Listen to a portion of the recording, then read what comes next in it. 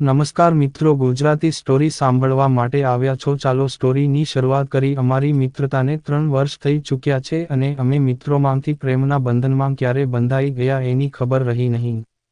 જોકે અમે બંનેએ લગ્ન કરીને સાથે રહેવાનું તો પસંદ કર્યું છે, પરંતુ આજે અમારો સંબંધ એક એવી જગ્યા પર આવીને અટકી ગયો છે કે અમારી એક તરફ ખીણ અને એક તરફ દરિયો હોય એવું અમને લાગી રહ્યું છે. કારણ કે અમારી લાઈફનો નિર્ણય હવે અમારા વડીલોના હાથમાં આવી ગયો છે. મારી લાઈફને લગતો નિર્ણય મારા વડીલો શું લે છે અને મારા પ્રેમને અને મારી લાઈફને મારા વડીલો કયા દૃષ્ટિકોણથી જુએ છે અને પ્રેમની બાબતે સહમતિ દર્શાવે છે કે નહીં તેની ઉપર મારા જીવનનો આધાર રહેલો છે. હું જ્યારે 12મા ધોરણમાં ભણતી હતી અને ધોરણ 12 પૂર્ણ થવાની તૈયારીમાં હતું ત્યારે એ મારી નજર સામે વારંવાર આવતો હતો. હું સ્કૂલે બસમાં આવતી અને જતી હતી ત્યારે એ લગભગ મારી સાથે થઈ જતો, અને સ્કૂલેથી છૂટીને બસ સ્ટોપ પર હું પહોંચું તો એ મારી સામે જ ઊભો હોય. પછી મારી જ બસમાં બેસે અને બને એટલું એ મારી નજીક રહેવાનો પ્રયત્ન કરતો. એક દિવસ એણે બસમાં મારી જગ્યા રોકી અને મને બેસવાનું કહ્યું.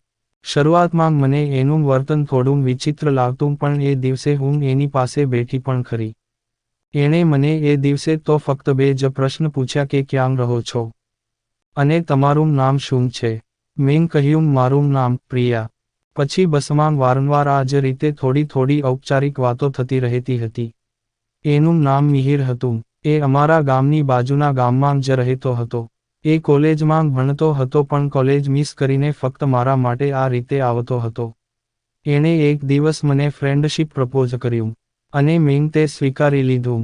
બસ ત્યારબાદ 3 મહિના બાદ એણે મારા પ્રત્યેના પ્રેમનો એકરાર કરી લીધો. મિત્રો તરીકે તો વોટ્સએપ પર અમે મળતા જ રહ્યા, પછી તો પ્રેમ થઈ જવાને કારણે સતત સાથે રહેવા માંડ્યા અને આખો દિવસ વોટ્સએપ પર ચેટ કરતા રહ્યા. પછી એક દિવસ એણે મને સવારે ગાર્ડનમાં મળવાનું કહ્યું અને હું સ્કૂલમાંથી ગુલ્લી મારીને ગાર્ડનમાં મળવા ગઈ. મારી સ્કૂલ મોર્નિંગ હતી એટલે એ સમયે અમે ખાસ્સો લાંબો સમય એકબીજા સાથે પસાર કર્યો. અમે બંનેને ઘણા બધા લોકોની નજર ચૂકવીને આ રીતે મળવાનું ખૂબ સારું લાગ્યું. પછી તો અમને એકબીજાનો સાથ અને સહવાસ એટલો પસંદ પડતો કે અમે આ રીતે વારંવાર મળવા લાગ્યા. મારી ધોરણ 12ની પરીક્ષા પૂરી થઈ ગયેલી ત્યારે મારા માટે પ્રશ્ન એ હતો કે હવે ઘરની બહાર કેવી રીતે જવું. મિહિરને મળી શકાય એ આશયથી મેં કોમ્પ્યુટર ક્લાસ જોઈન કરી લીધા અને મેં મિહિરને મળવાનું ચાલુ રાખેલું. અમે બંને એકબીજાને ખૂબ જ પ્રેમ કરીએ છીએ. અમે એકબીજા વગર રહી જ શકતા નથી. અલબત્ત અમારી વચ્ચે ક્યારેક નાના ઝઘડાઓ થાય છે, પણ એક જ દિવસમાં અમે એ ઝઘડો સમાપ્ત કરી દેતા.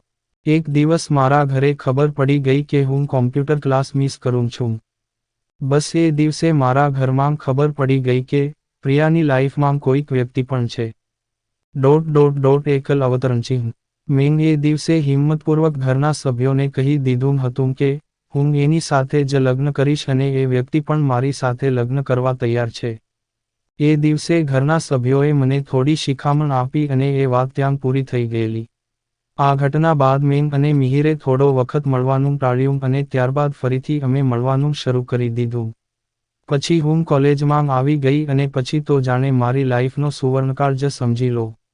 બધાથી દૂર મારી એક અલગ જ દુનિયા. હું અને મિહિર, અમારી નિકટતા અને અમારો પ્રેમ, અમે એકબીજાને આપેલા વચનો અને અમે બંનેએ સાથે મળી જોયેલા સ્વપ્નો.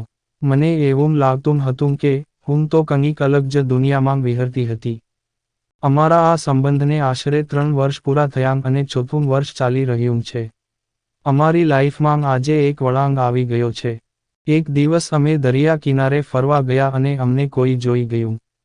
બસ પછી તો મારા ઘરે આ વાતના સમાચાર મળી ગયા અને ઘરમાં ફરી તોફાનનું વાતાવરણ સર્જાઈ ગયું. ઘરના વડીલોએ ભેગા મળીને મને શિખામણ આપી અને થોડો ઠપકો પણ આપ્યો. મેં મિહિર અંગેની પ્રાથમિક માહિતી આપી અને એમને જણાવ્યું કે અમે બંનેએ લગ્ન કરવાનો નિર્ણય લીધો છે. જો કે મારા વડીલોએ આ બાબતે મને ધરાર ના ન પાડી અને એમના તરફથી એક જ જવાબ મળ્યો છે કે હમણાં થોડો સમય થોભી જા. થોડા સમયમાં જ તારા લગ્નનો સમય આવશે ત્યારે આ બાબતે વિચારીશું. અને અમે બંને જ્યાં હતા ત્યાં અટકી ગયા છીએ. આખરે અમારો પ્રેમ ભલે ઊંડો પણ એકબીજાની સાથે અમે અમારા પરિવારને પણ ચાહીએ છીએ. એટલે લગ્નની વાતની શરૂઆત થાય તેની રાહ જોઈ રહ્યા છીએ. અમે વોટ્સએપ પર મળીએ છીએ, પણ રૂબરૂ મળવાનું બંધ કરી દીધું છે. અમે બંને અમારા બંને પક્ષના વડીલોની સહમતિથી આગળ વધવામાં માનીએ છીએ. એટલે અમે બંને વડીલોની વાતને પ્રથમ સ્થાન આપીને મળવાનું બંધ કરી દીધું છું. હવે મારો સમય બદલાઈ ગયો છે. અત્યારે મારી સાથે કંઈ છે તો એ છે અમે સાથે વિતાવેલા સમયોની યાદો. અમે એકબીજાને આપેલા વચનો, અમે સાથે જોયેલા સ્વપ્નો.